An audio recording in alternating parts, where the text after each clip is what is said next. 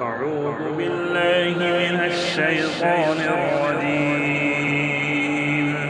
بسم الله الرحمن الرحيم. إنا نحن نزلنا عليك القرآن تنزيلا فاصبر لحكم ربك ولا تطع منهم آثما أو كفورا واذكر اسم ربك بكرة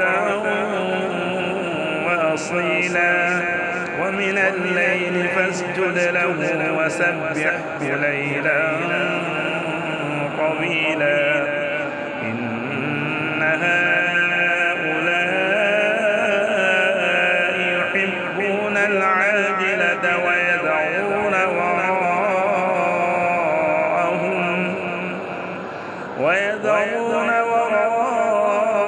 وراءهم يوما ثقيلا نحن خلقناهم وشددنا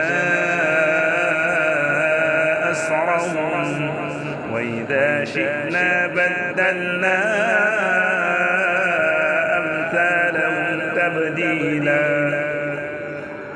إن هذه تذكرة فمن شاء اتخذ إلى ربه سبيلا وما تشاءون إلا أن يشاء الله إن الله كان عليما حكيما يدخل من يشاء في رحمته والظالمين أعد لهم عذابا أليما. صدق الله العظيم.